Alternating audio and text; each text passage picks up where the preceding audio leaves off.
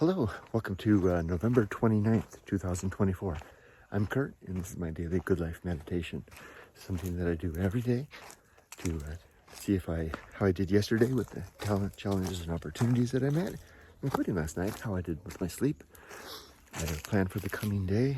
I recite the objectives of my creed, and I ready myself for death. Oh, wait a minute. Oh, yeah, no, I'm a little bit confused. It was a confusing night last night. I was forgetting where I left the car. It was an interesting day. Yesterday was Thanksgiving. I'll just get straight to the point. I had a medical incident last night. Not sure exactly what it was. We had someone at the event who was a medical professional who told me that they thought I was having a cardiac incident. That's how they put it. So paramedics were summoned. And I checked out okay, although that was,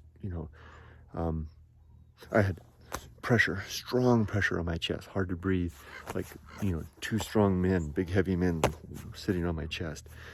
And I was told by the people at the event that I was slurring. People that know me, the owners of this property, who I know pretty well now, they told me that I was slurring my speech. So I got checked out, and they said it was okay, the paramedics, but I'm going to go in today to the clinic and have a full check. That's what they recommended I do. I declined a visit to the hospital.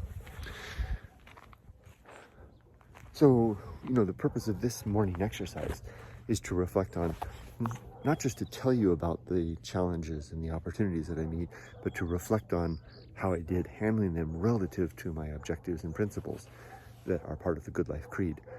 And I would have to say that I did, if I give myself a grade of a B plus maybe for last night. I kept my balance for the most part. I maintained my use of reason for the most part, although I was under duress. At one point I did get the idea in mind that I was going to drive myself to the hospital, which was a bad idea. So I caught myself, changed my plan, and came back and let the paramedics come.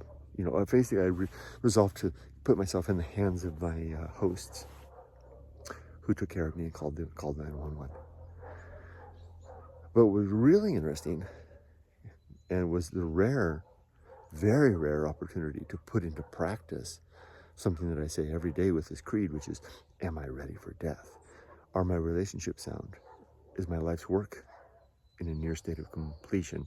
And are my relationships in good order? And it was interesting because I actively brought that to the mind while I was sitting quietly waiting for the paramedics to arrive, sitting on the sofa in my host's house. And yeah, I think I was.